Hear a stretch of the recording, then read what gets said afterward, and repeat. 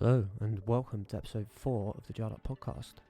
We welcome Thomas Mitchener, who's a producer, mixer and engineer from Watford. He's also done mixing work for the likes of Tyler Creator, Loux, Strange Bones, as well as producing a load of records too. Just check out his website, which is in the link below. So make sure you join the lab on Facebook, subscribe to the YouTube channel and keep your eyes out for more. Thank you. Afternoon. Hello, mate. How are you doing? Very well, mate. You're in a much brighter room than we are. Yeah, I know. Where are you? We're in Max's room, but he's got a bloody tapestry over his light. Yeah, it's not the best setup. Well, I'm in my flat with a dog and a 19-month-old baby, so it can happen. I apologise in advance if you hear a little. If one of those things happens where the kid runs in on screen or something, like that reporter. I apologise in advance. No, that's great content. How's it going, man? You're isolating or something, aren't you, right now? Yeah, we got track and traced basically. So, well, the thing is, we're not allowed to leave the flat, so we can't go anywhere. Which is sort of obviously it's Thursday we're allowed to. Mm-hmm. We're allowed back out, but then once you're allowed back out, all you can go to is the park, isn't it? Really, to be honest. It's funny. So, yeah, I went for a walk today, and I think I was the only one not running. You know what? I've got a bit of a bugbear about runners. Yeah. Because whenever I take the dog for a walk, you've always got some sweaty bloke running, moving his germs all over you. But there you go. That's the COVID gripes for you, isn't it? Exactly, man. Exactly. How are you guys doing? How's things up north? It's all right. Cold. Yeah, I think it's just the same, just colder up north, isn't it? Yeah, Man. Is it snowing where you are? It was, yeah. Last week heavily. or like 5 days ago, it was quite intensely snowing. Went for this 11-mile walk. It wasn't 11. It was, mate. It was. Check the steps. You It can was look at it on not your phone now. 11. It was 11, man. No. I can get it up. In fact, I will. It was a long one. We weren't 11 miles, surely. We're only gone like, Bro, 4 or 5 hours. that's the thing. That Rack them up, and you could do it. because your phone tells you how many steps you've done. It's like, it's horrible. It's so daunting. It's like, oh, today you've done, 1,000 steps, and it's like, yeah, I hate it. I might turn it off. Yeah, I've done none. I'm literally just walking around my flat. There's nothing else to do, and I think that after this whole lockdown period, I'm going to need to go on a good sort of crash diet and start looking after myself because you're just sitting around, basically. Yeah, 100, absolutely. You look well, though, man. Your hair was much longer when I last saw it. My hair was similar length to yours, Max, to be honest. It got to about A here. leaf out of your book. A leaf out of your book? A page out of your book? But I get, it got to the point where when I need to flick it out from underneath whatever jumper I put on or anything, that's the cut-off point. Yeah. And I went to get it cut, and the guy was like, and I showed him a picture of me a year ago, and I said, "Oh, I can have it like that," and he went, "Oh, you'll never get it like that. You looked a lot younger then." And I thought, it's only a year ago, mate. So I've obviously aged incredibly in the last year, and also now my hair's falling out. But other than that, things are great. Yeah. Yeah. Brilliant. You've been, I see you've been learning, you've been fucking around with a synth or something, or a keyboard, right? Oh yeah, the new synth looks Yeah, good. I've got a brand new synth. That's my new pride and joy. Yeah, I'm trying to, like a lot of people, I suppose, because I've been doing sessions in the studio, and obviously in between the various stages of lockdown and whatever, they've sort of said, as you guys know, you can sort of work in studios if you can socially distance and everything. And I can do that in my studio. Yeah. But I have noticed that it's just the vibe's a bit weird. I don't know if you found like trying to be like creative in a room where you're trying to socially distance from everybody. Right. And quite sort of odd. And I've done a few sessions like that, doing a lot of mixing. And then I've also sort of tried to use the time because I'm at home to just get my head around a bit more, using a bit more synthesizers and sort of getting into that a bit more, which has been something I've wanted to do for ages, and I've had them sort of knocking around. Yeah. And I recently got this Nord synth that I love. That's been been looking forward to getting for ages.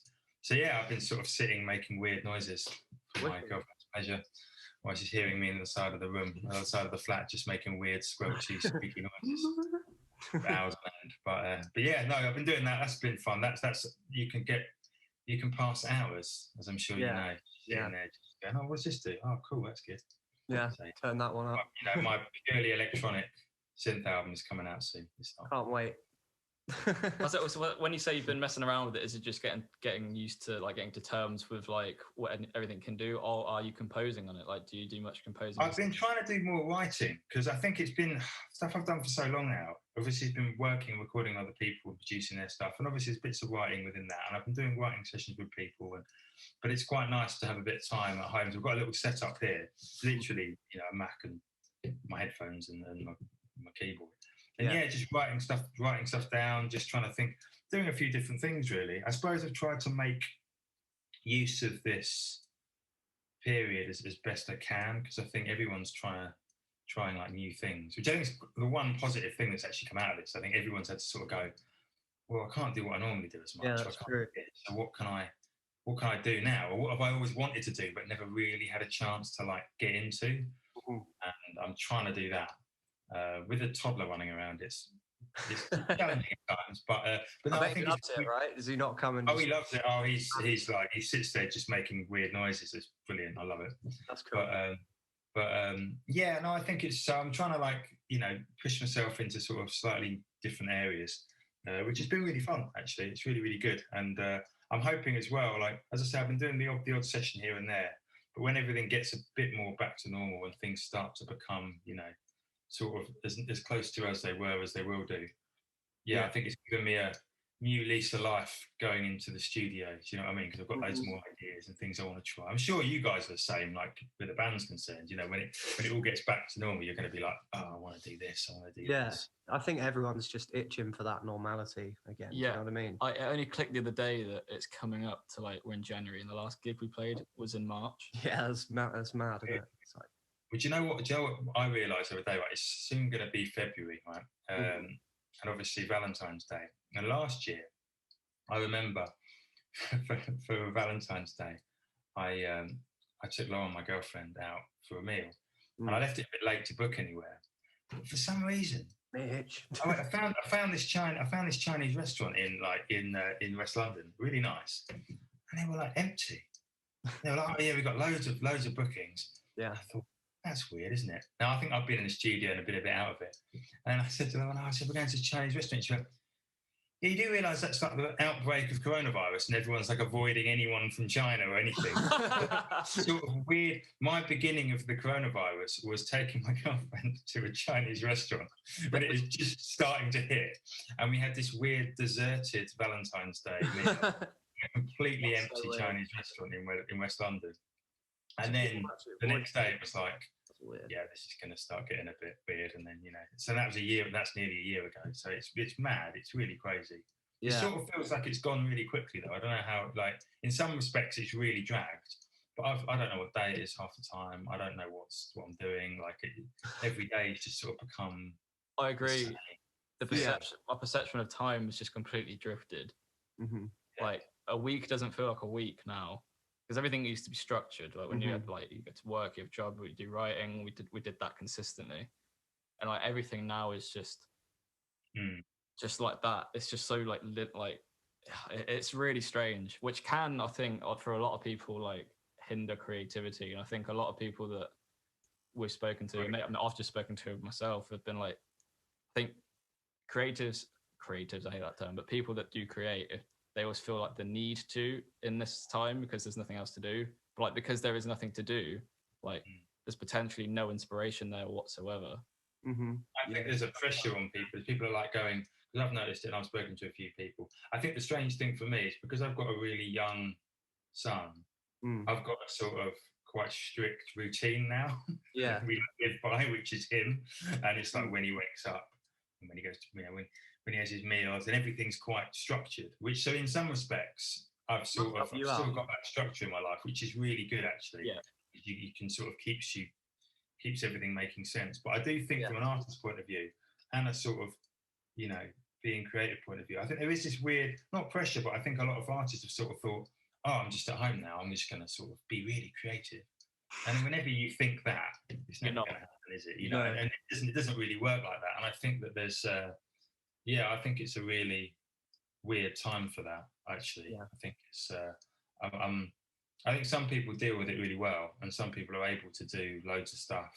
But I think other people sort of beat themselves up. They're not. But it just sort of feels like everything's on pause, and everyone else is on pause as well. Yeah. So For me, it's literally just like how I'm feeling each day. Like, you know what I mean? Like, I'll judge it by the morning, and then. I think you do weirdly as well by not sort of seeing people and having that sort of weird. It's me, my girlfriend, my dog, and my son, and like we're just in our flat. And for the last, however many days we've been isolating, but you definitely notice your own moods a lot more, and like the people around you, and like just little subtle thing. I'm sure you guys get it as well. Little subtle things that you probably don't notice normally, but because you're in that this sort of very strange environment, which is the same every day. Yeah, you sort of pick out. Like I know when I'm being a bit grumpy and stuff, probably a bit more. Sure, yeah. Stuff. But hopefully not too much. Brilliant. So one of the things I wanted to ask you, Mitch, was like, obviously you're known, to be honest, as a producer that not only you've done some really big and amazing things, which I'll get onto later, but you've also done a lot for the like up and coming artists. Like I feel like you really are like a staple that is like for Sheffield alone, you've done Us, Floodhounds, you've done Sheafs as well, and then obviously the other people of like Strange Bones, who we're really good friends with, another upcoming band. Then you've done Wargasm, or like Milky, we know. Mm-hmm. And you just got and they're all bands that are like trying to make that, and you're helping them. So like, what's the difference between working with like them and potentially like some of the bigger acts that you've worked with? I mean, that's nice of you to say that. I've never really thought of it like that, to be honest. I just sort of think bands that come along that I think are cool, and if they want to work with me, I'm like, yeah, that's great. But there's been there's a lot of bands from your neck of the woods that I've had a phase where loads of people were coming down from, well, still are, like Manchester and Sheffield, and it was really nice. Like, I forget who it was saying, like, oh yeah, a few people knew who I was in Manchester. I was thinking, that's weird, isn't it? Really nice, because it's been quite organic, like with people. I think like any. Somebody go, you should work with this guy. Mitch. Hang on. Have you lost us? Because we lost you for a second. Hang on a second. You know what I'm about to do? I'm going to open my door. Hang on. Oh no. Can you hear me? Am I back? Hello. Yeah. Hello. You're back. Right. My internet goes really weird when the door's shut. It's all right. Now we have the slight possibility we might hear. That's right, no worries. So, it's one or the other. So yeah, what was I saying? So like, it's been really nice to have a big, like a lot of bands, and it be quite organic, and people just sort of phone me up and say, "Oh, I'd heard this," or "Been speaking to this band, and like to work with you and whatnot." And that's been great. And I think it's happened over years. I've been doing this for quite a while now. And I suppose like the viewpoint of, as you were saying, like about if there's a difference between an up and coming band and a more established band, I think there's differences. There's a massive differences between each band, really. I think, and I don't think I look at it as like.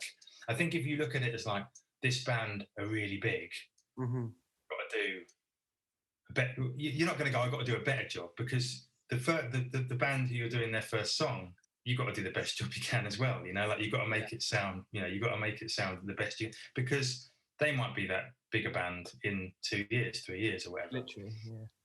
And that's, that's, I think that's really, I think the hardest thing is to find out is to learn pretty quickly, like what bands like and what artists can you hear him. Yeah, sorry. So, this is his first, I'll tell him, it's his first podcast he's been featured on. Is it the first one? I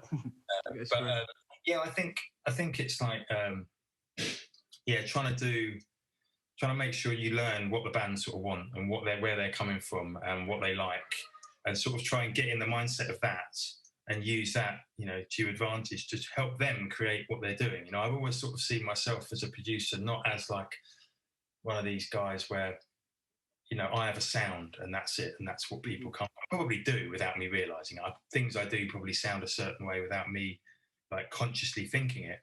But I never like the idea of being like, this is my take on that band. I think that's a bit. I always prefer it to be like, right, what haven't the band been able to do, or what do they want to do, or what's the artist, because I think the job is to try and take that idea that an artist or a band might have trouble sort of verbalizing or explaining and understanding it, and then trying to cross that bridge basically and make that sort of happen in quite a short space of time, really. And when you're dealing with up and coming bands, I suppose the main difference is you're often dealing with like a couple of tracks, 2 or 3 tracks, maybe 4 tracks. Whereas with more established artists, you'll probably go in with an album. Yeah. So you've probably got a little bit longer to sort of get your teeth into what they're doing. But and also they've got stuff that's been put out before, so you've always got that to reference. Whereas the sort of new bands, I think the most exciting thing about more up and coming bands is that you can be a part of sculpting that sound early on, as opposed to sort of carrying the torch for a bit later on. Does that make sense? Yeah, absolutely. And I think you can't help but and I think it's easier to bring something fresh in some respects to a new band, because there's nothing to compare to. There's nothing to, That's also so much more exciting for like the artist or the band as well, particularly if you are like just starting off. I mean, like we were pretty new as well when we came to you for the first time. And yeah, massively, it makes you feel so much more comfortable when you've got someone who knows what they're doing in a studio, and B is just makes you feel like they're going to capture that moment for you. Like, do you know what I mean? Bringing your vision to life, so to speak, instead of like you said, there are some producers that I've heard from other bands that it's just the same thing with every artist they work with, and because they're into a routine, they know what works. But you I think what you were saying, alluding to, Mitch, is that what you do is you kind of take their idea or like take their vision for it, and like you said, because they can't quite verbalize it potentially, you're then putting it to a place where you can say, right, here is what I can do best. What should we do there? Because I feel like that's what you did with us. Yeah. Like drums, you got, because obviously we used your drum kit. You knew everything, and it sounded great. And then obviously we then did like the niche little changes, if there were any, to what we wanted, and so forth with everything else. I think the most important thing, it depends where you are. Like for me, I think probably because I've come from being a musician first. So, I was guitarist, bass player, and that's what I did. Now, don't get me wrong. Like I didn't start off as a musician and then become a sound engineer. Like I studied sound engineering when I was 18. Like I was always, I'd go off on tour and, play shows with bands I was in. But then when I wasn't doing that, I'd be recording bands' demos. When I was like in my when I was about 18, like, in garages and people's bedrooms and stuff. And like, it's always sort of been in parallel. So I've always had that. But then I've also, through being in bands, I've got to record with lots of different people over the years, but as an artist. And when you can see it from that perspective, and you can see the frustrations of, like, for example, members of bands not being listened to, or somebody, or that bit sort of weird clash of egos, or you're going to a studio where that the producer's only going to listen to what, I don't know, the guitarist thinks, and there's a relationship there and no one else is listened to, or whatever it might be. And I realised pretty early on that it's all about communication and making sure that everyone knows what's going on. We're all working to the same aim. And if there is a problem, then highlight it and just be bold and say what you think. Because I think it's I don't know, that always feels more healthy to me. And I've had enough recordings that I've played on, and things that I've been a part of, which have come out not as I've wanted, or I've gone, oh God, I wish I'd redone that, or I wish I'd. So I always try and think with bands, ultimately, I'm just along for the ride, for the bit where you're in the studio and I'm mixing, Sure. But you've got to live with it for the rest of, that's what you're putting out, that's your name's going on that. And so it's really important to get it right. And I think it's really important for every sort of avenue to be explored as best as possible. And sometimes you'll go down a complete blind alley and spend 2 hours on something that you think this is not going to work. But you know what? You've tried it then, and you can never go later on. You can go, well, we gave it a go and it didn't work. Yeah. But you might find something cool while you're getting there, or you might just go, this is terrible, let's just forget it. But that's all, all of those things are really important, I think. And I think I think it's as important to do that with sort of newer bands, so they, can sort of see where they can push things. But also, when dealing with more experienced bands, try and, normally they'll go with a new producer because they want a new thing, or they want things to sound a certain way. Yeah. And it needs to happen like, I think you still get a lot of pairings of producers and artists, but it feels a lot more now that bands move around with producers a hell of a lot more than they used to. Like, it definitely feels like, which is cool in the way that there's always a different sort of, it always sort of changes every few albums. So things sort of get put in different ways. So I suppose you always have to think like, what am I going to bring to the table with them now? Like, what am I? Where do I see it go? And I think as long as it's honest and as long as it comes from, as long as you're never like bullshitting people, and as long as you think like there'll be projects that I'll get, but I'll think I don't think I'm the person for this. Like I don't know why some managers and A&R or somebody music industries chatted away and they've all decided that it's definitely going to work, and then me and the band will be like, is it? There must be an uncomfortable atmosphere. I think you sort of, you just got to be sort of honest, and the more you do it, you sort of realise, when I hear something, I think, oh God, like when I heard, you guys said when I got sent through stuff, I remember walking around the block listening to it, thinking, immediately having like ideas of what I'd do and how I'd approach it and what would be cool and how, and the minute that starts happening, that it's going to come out and it's going to work. And if it's fun and the process is relatively stress-free and it's got, it nearly always works really well. When it's the opposite, when it's like the recording's really arduous, things, you're sort of butting heads on things, everything takes a little while, it's not an enjoyable experience. You'll probably get there, but it won't have that same sort of feeling. I don't know. I'm a big fan of sort of capturing the vibe of a a moment, space and whatever. That's where the system of my recording producing comes in. Are you still in the garage? You've been back there recently. I've still got. The garage is Mitch's studio for reference. It's a big converted garage block basically, but it's for those who don't know. Which is shout out Broadfield Studios. Come to me, Watford. Yes, I am. I mean, I've got this place set up in my flat. I say place. I've put some speakers in my flat so I can do some work while this whole coronavirus thing's been going on. Yeah. Because unfortunately, I've had quite a lot of mixing work, so I've been sort of doing bits at the studio, but I've also been doing little bits here as well, just so that I can, That's good. Change it up. And just because you never really knew what was going, you don't really know what's going on with these restrictions after time. You sort of don't know if you can be. They say like, go to work if it's essential. And I think, well, it is essential. It is essential. Yeah. Because you get paid, but then somebody could be like, oh, you're mixing some band. Is that really essential work? And that'd be the work for me. I think it is. So I set up so I was able to start mixing at home, which has been fun because I've been like mixing on headphones, which I've never really done much before. Oh yeah. And I do a lot of mixing in the flat on headphones, and then I'll often like take it to the studio. How different is that? Like in terms of when you're like, I assume wearing headphones is better, right? If you don't have ridiculous speakers to listen to. It really. I mean, I've never really got on with wearing headphones personally. I've always found it.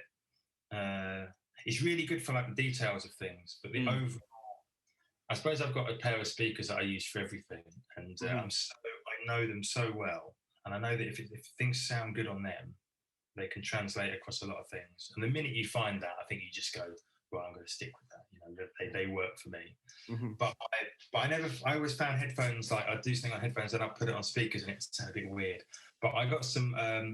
I sort of at the beginning of the whole lockdown period, I invested in some sort of quite nice headphones, which are so massive. They're like basically like space helmet.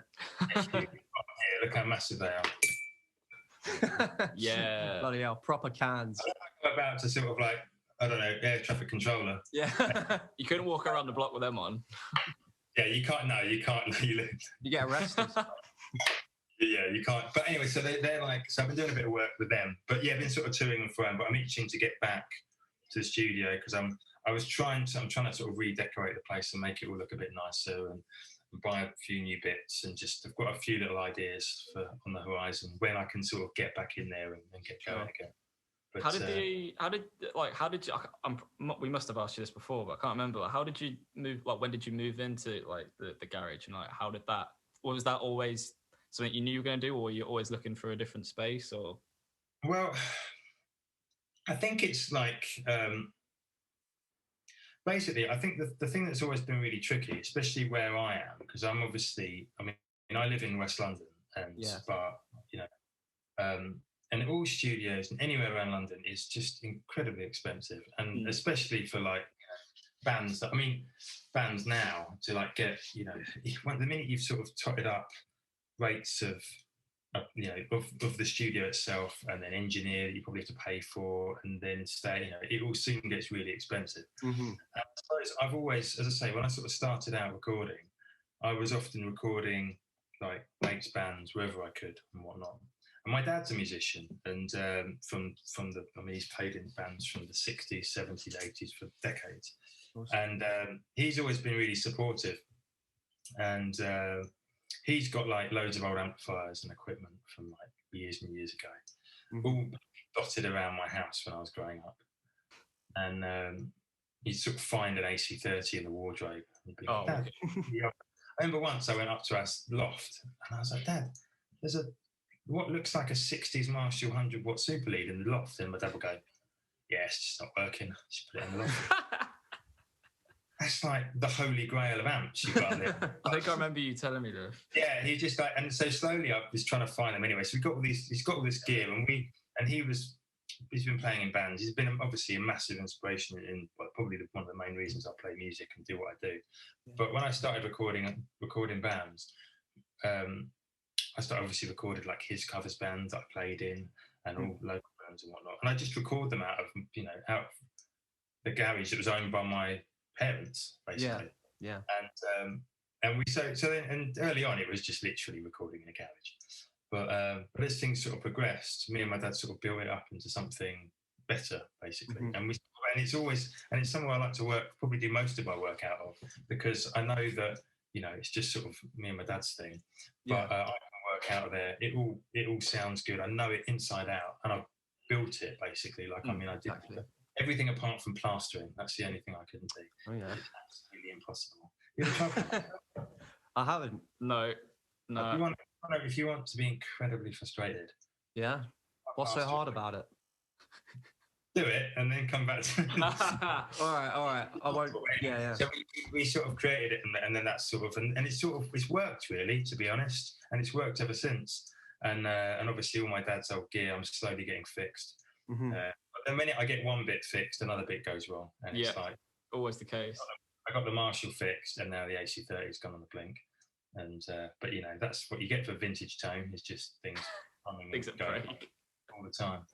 But yeah, I mean, I like to work in other places, and it is fun too. Definitely, I think it pushes you into different your ways of thinking. But I think there's good and bad for each, really. I quite like, you know, my place is like big enough to get a, you know, sort of 4 or 5 piece band in, and I haven't yet been. There's been a few situations where I've, you know, wanted to go to other places for certain reasons.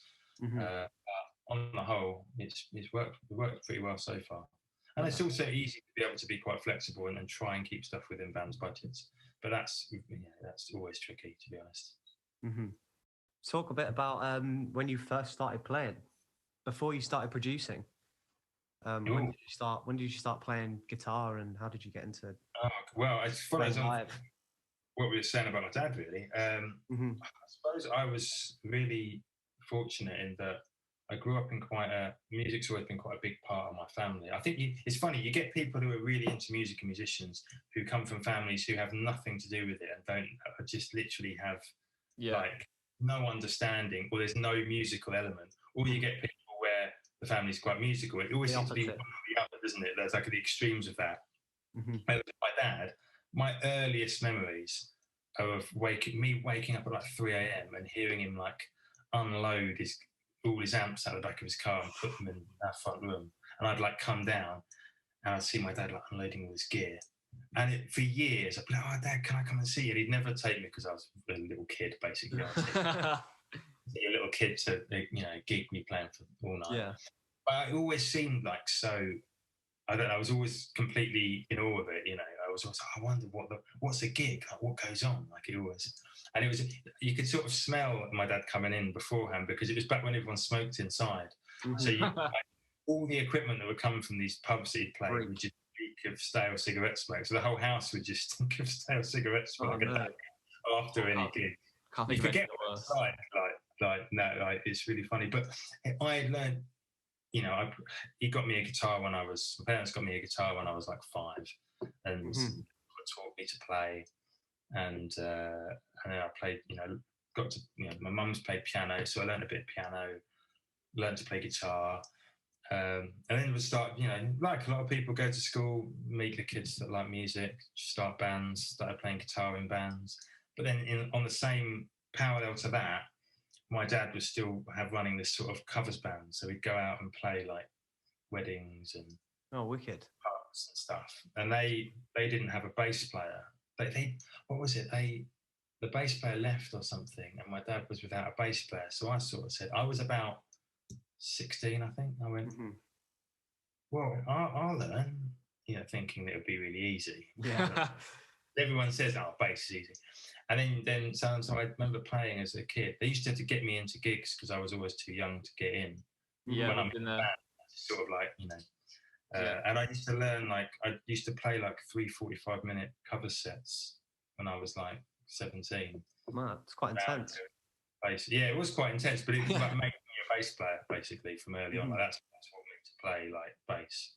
If ever you want to get good at something, try and, if you like music wise, like, because you play such a massive difference of music, and I suppose it gives you an appreciation of loads of different styles, and it was really fun. So that was a big part of it. And then obviously, then I was a bass player, and so I'd sort of play guitar in bands and bass in bands, and it's all sort of come from a bit like you guys. Like when I was around that age as well, we had in all the sort of recording, playing, bouncing, it all works together, doesn't it? Like I think when I was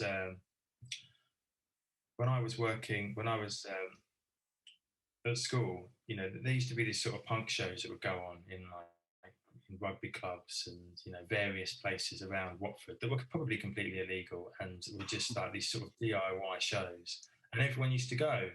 And there was this sort of hotbed of bands from Watford, lots of punk bands. But they'd also, the guy who ran it used to get loads of touring bands to come. They'd always stop by Watford. Awesome. Lots of punk rock, basically. And then it got to a point where, and there was quite a big scene in Watford at that time when I was probably about, yes, I'd say 16, 17 or 18, around that sort of period where everyone was in. Oh, no.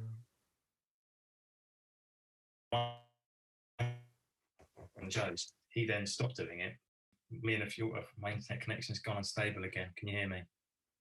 We can now. My internet's ruining your podcast, isn't it? No, that's all. It makes it better, in fact. Bit of life.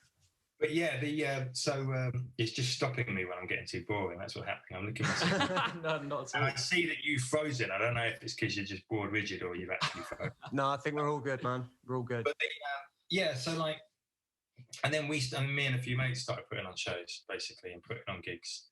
And for our mates' bands, we started dealing with agents and getting people to play Watford.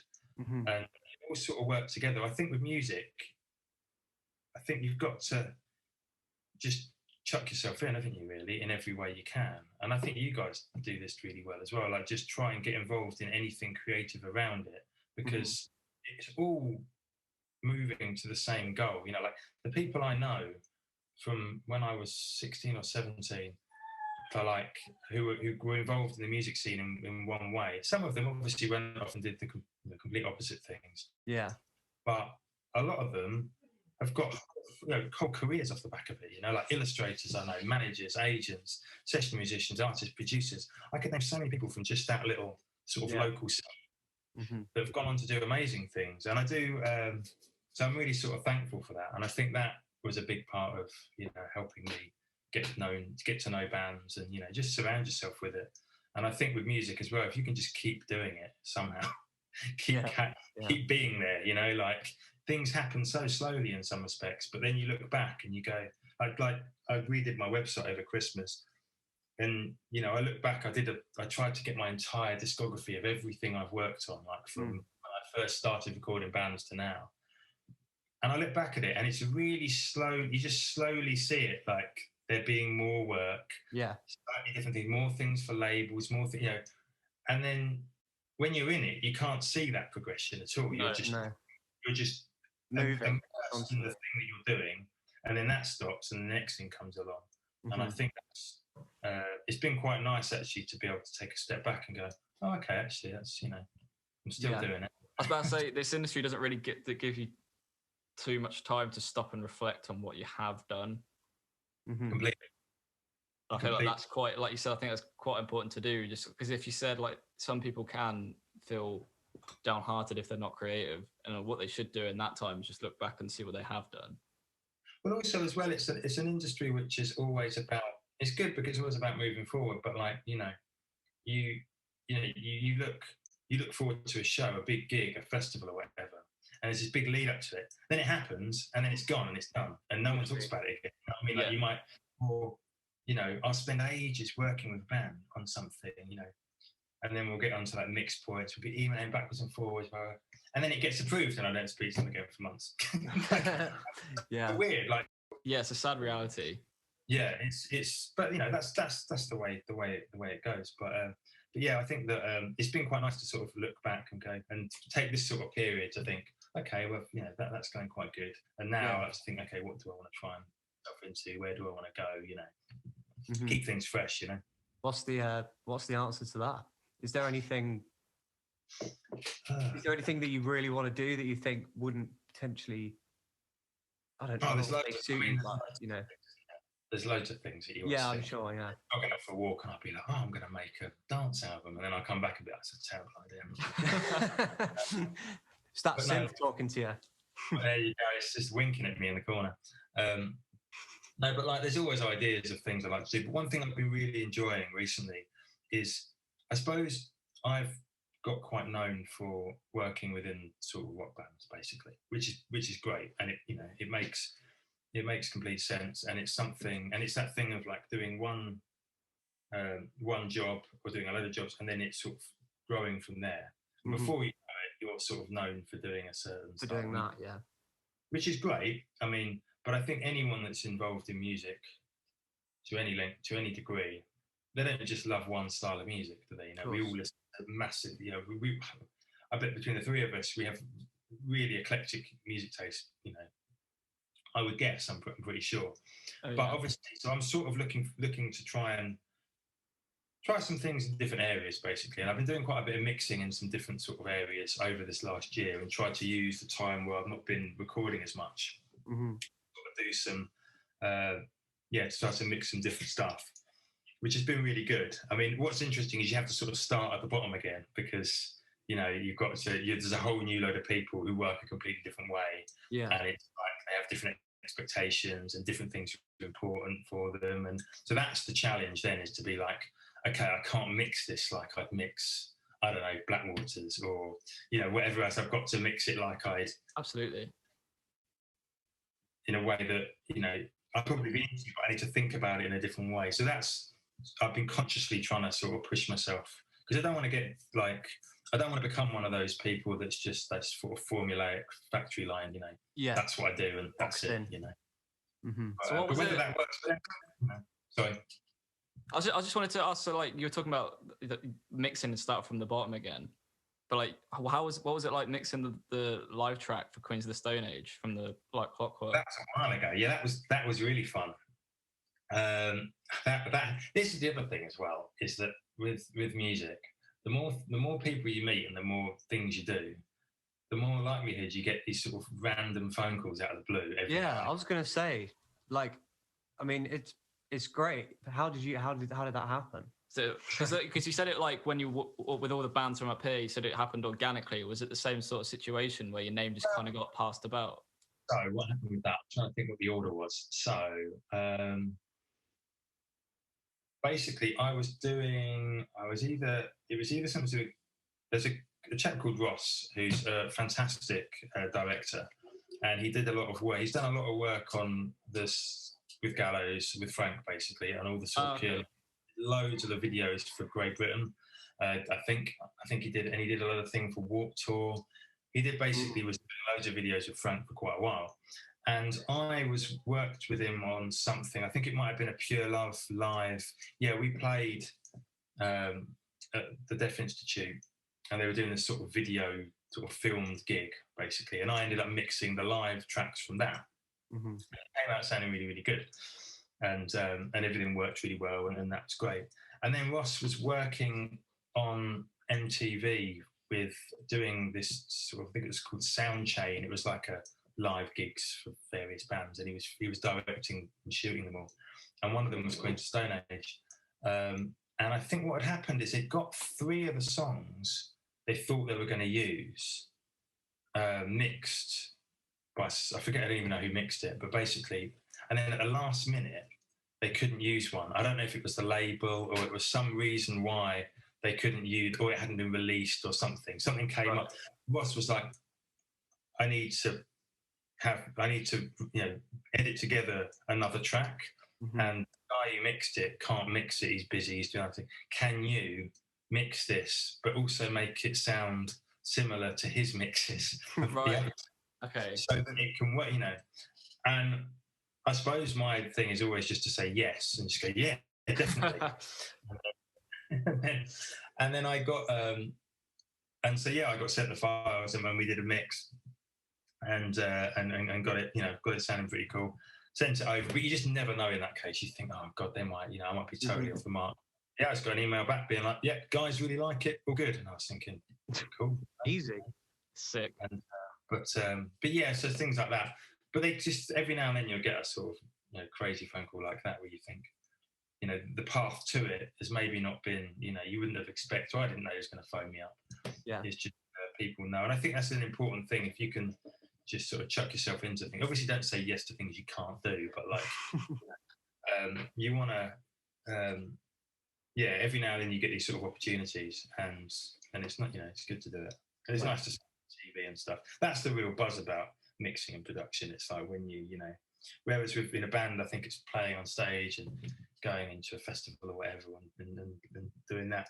For production, I always love it when I hear something on the radio. It's always a buzz. Like I just sort of think, wow, that was made in my studio with sick. Me and the band, and now it's like affecting everyone's radios across the country at the same time.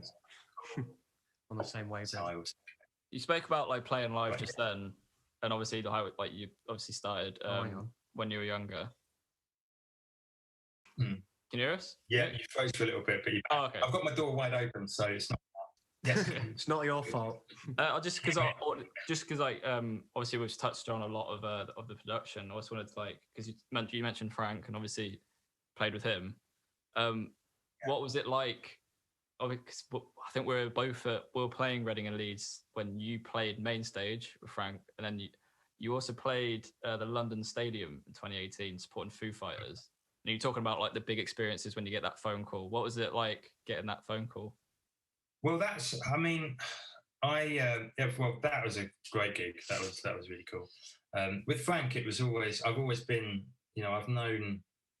It all harks back to the Watford punk scene, basically, everything, like my involvement with that, because Gallows came from my hometown of Watford, and we used to promote them, and then I used to be recording them, and I recorded a lot of demos for early on with Gallows, and obviously he's got to sort of see, and then I worked on the second album and did bits of a lot of demos, and I also did all the sort of sound effects for it, so I've known Frank for years. Yeah. He then started this band Pure Love, which I joined and played guitar, and I toured that for about 3 years. And then when that sort of came to an end, I thought, okay, that's cool.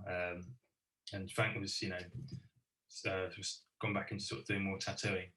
And then, he called me about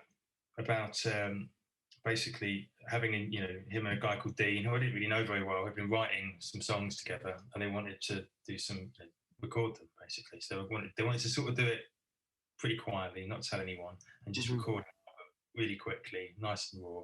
So they came to me and said, yeah, definitely, let's do it. We've got men playing drums, and I said, well, I'll play bass, like, why not? Which was, in hindsight a bit mad because then I had to record an album live while engineering and playing bass, which is quite stressful. But then all of a sudden, you know, I'm in the band. Like that's it. Like Frank booked a tour, and he's like, "Well, we're going for a tour." And then I think, "Oh, I'm back in a touring band again," which is brilliant. Mm-hmm. So I did that for about a year and a half, I think. And it got to, and it was great because initially it was sort of like, "Oh, this is just going to be, you know, just going to play a few shows. It's not going to be a big deal or whatever." Yeah. But then it got busier and busier and busier and busier. And then we did the second album at my place and produced that.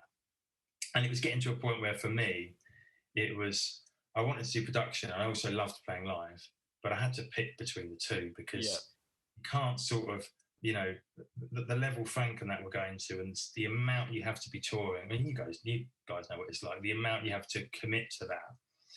That then doesn't work alongside, you know, mixing bands and trying to do their mix points when you're in a, you know, when you're in a dressing room in Hamburg and you're trying to do someone's mix points on a laptop underneath the stage. Yeah.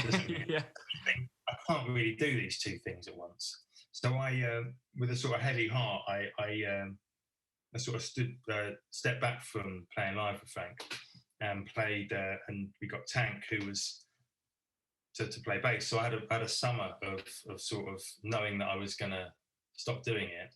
Mm-hmm. And it was great because I got to play loads of European festivals. And then at the end of it, played Leeds Fest, and that was sort of me done.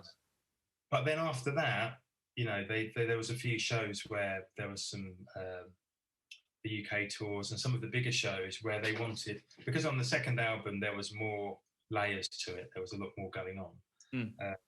I sort of came on board to do extra bits of piano, bits of guitar, backing vocals, you know, to basically fill in the blanks that, you know, weren't able to be done live as a four-piece. Mm-hmm. So yeah, I sort of managed to have a position for about a year where I just got to play the big gigs, which was really fun. so like I got to go and do you know, and that sort of culminated in doing supporting Foo Fighters at Olympic Stadium, which was quite something.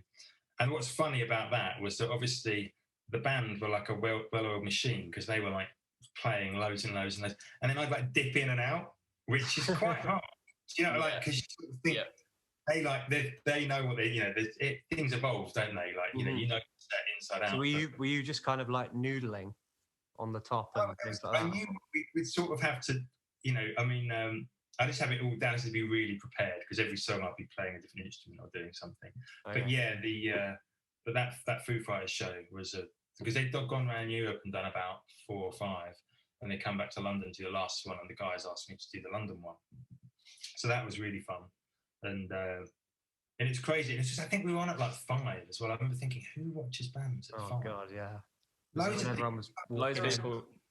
Couldn't believe it, but then I suppose, you know, like Foo Fighters, people get there early, and it's a stadium. I think gigs a bit earlier. I was there the next day. That was amazing, and it was really nice because I got to do a lot. Yeah, because they did it. They did the 2 nights, wasn't it? Yeah, they did 2 nights. It was the other gig was with Slaves, The Kills, and I think it was a band called Starship. No. Starship. It was a weird band. But yeah, it was good. Yeah, but it's annoying that we literally missed you on next. I was there with my family. Right. Yeah. But yeah, like you said, first band on, people were in. Loads of people. I sort of thought. I mean, I suppose me being, you know, you go to see a band, I'm terrible at it unless I know the support bands. Often, we'll go at 5, would you? Still at home at 5. We're getting ourselves all like excited, and we're going to go out there, and it's going to be like an empty stadium. But no, I was corrected. It was quite a gig. But yeah, there's a lot of So that was really fun, and to be able to sort of do those, and it's nice to. And now, sort of whenever they're playing and whatever, I might pop on stage and play a bit of piano on one song. Which is quite nice. Awesome. But it's good to be. I mean, I sort of like, obviously, I miss the touring. I do miss it. It is really fun, and I think you have to make those choices sometimes, don't you? Like, you know, between you can't sort of do. I think if you try and do everything, you end up going a bit wrong, and you end up letting people down. Mm-hmm. And I think for me, I'll always be, a musician as much as I'm as a producer, and I definitely will. And I do still do like session things for people. I play with, stuff, and I play a lot in the studio, to be honest. Yeah. But I think that, I'll definitely be, continuing to play as things go on. But it's really nice to be focusing on production and mixing and sort of, because it also gets to the point where I've been touring for like 10 years, pretty much in various different bands, and I think when it becomes, 15-year-old me would have been like, man, why don't you still want to be playing? But then as you get older, other things take priority, and you also quite enjoy the being sort of more creative. Grounded, yeah. Like to be able to like get in the studio and create things every day is really exciting. Whereas I think sometimes it's easy with too much touring to sort of slip into a sort of unhealthy cycle quite easily. Definitely, yeah. Yeah. Awesome. No, definitely. I got one more question for you, Mitch, to leave you on. One bit of gear that you can, and it sounds quite cliche of a question, but I'm just actually genuinely quite interested. What bit of gear could you not live without in the studio? What would I take to my desert island if I had to? What kind of live? Do you know what I would say? For me, probably be my speakers. Actually, I would say. Well, it's like an extent. It's like what you said, because you know them so well. It's like an extension of your ear. Like how they sound, and if they sound on them, they'll sound good anywhere. It took me ages, right? It took me. One of the things I had a real problem with. I think people like. Don't get me wrong, I love gear as much as the next producer, but I think a lot of the time it can be so many. It's become such a big thing now. I bet the recording. I don't know this for a fact, but I wouldn't be surprised if the home recording world and the gear world is probably bigger than the music industry, because so many people are like, there's so much stuff to buy and so many things. And I'll have that. Some of it's the emperor's new clothes, like you sort of like spend a load of money on something and make yourself believe that it's made a difference, or it does make a difference. And I think that I'm always quite. There's a quote, I forget who said it. It was like, if I can't notice a difference in 30 seconds, I'm not using it. And I think there's a good way to sort of live by. And for years, I was having a real problem with mixing. I used to love recording, I used to love production. I could never, ever get anything out of the studio to sound right in my car. It would always sound too bassy. Everything I did would always sound, I put it in the car and it would sound really dull and it would drive me mad. And I could never figure out what it was. And then I'd end up like mixing in the studio, like to try and compensate for that. And it never worked. And then once I thought, you know what, I need to go to, saved up a bit of money. And I went to just a shop, and I had about 3 mixes that I knew sounded crap in my car, but sounded really good. Because I had these like massive KRK speakers that you could just turn up really loud, and it just really instantly gratifying. But actually, weren't very good they weren't very good for me. And then I took them to this shop, and I flicked onto this pair of speakers, and I immediately heard all the things I hear in my car and I hear in my stereo at home, and I thought, right, they're the ones for me because they're showing me what's wrong. Like people buy speakers that sound the best. You don't want the ones that sound the best. You want the ones that show up the stuff you're getting wrong, so that you can. And I found them, and to be honest, once I got happy with that, I think it's the most important thing. I don't think it's not the element of stuff that people get most excited about, because microphones and outboard and everything like that. So a lot more sort of plugins are a lot more exciting. But if you can't trust what you're hearing, it's the first port of call. You've got to know what you're hearing is right before you can make any decisions. Yeah. So I suppose, if I go to any other studio or I go anywhere else, I always take my speakers and I'll set them up in a way that I know, and then I've got a point of reference that keeps things even across the board. What are they? They are Focal Solo BE6s. They're just like, they're a French company. Cool. And I love them. They're brilliant. They were a lot more money than I was expecting as well, because when I went into the shop, I tried all the cheap ones, and then I went onto these ones, and I was like, they're the ones. And then I was like, how much? And they were like twice as expensive as them. And I was like, I'm getting them on my credit card and thinking, they'll be worth it. It'll be worth it. Sort of talking myself into it. And and it was. Well, you're right. It's that, but like it's that one consistency, isn't it? Wherever you go, if you are like going to another studio? It's that one thing you know you can trust. I think you need to have that a little bit as well, because you need to. It gives you a bit more confidence. Like, I know if I don't get me wrong, I can work on other speakers and whatnot, but then I will be looking forward to getting them back to my studio so I can listen to them on mine, because Yeah. that's my point of reference. You know, that's how I'm going to hear things, and that's what I trust. I've had it recently with the headphones that I got. I'm starting to get in a similar sort of thing. It's also if you're using them more and doing it more and more and more, I'm starting to get to a point with them as well. But yeah, that would be that's what I always take, my focals. Awesome. Good choice. Trusty choice. Well, Mitch, cheers for talking to us, man. It's been good catching up with you. Yeah. Great to see you. I hope it's been great. Hope Miles is all right, not screaming too much. No, he's all good now. I think he's having his dinner. But no, thanks for having me on. Pleasure. And No, anytime. Take care, chaps. Nice one, Mitch. Cheers. See you later. See ya.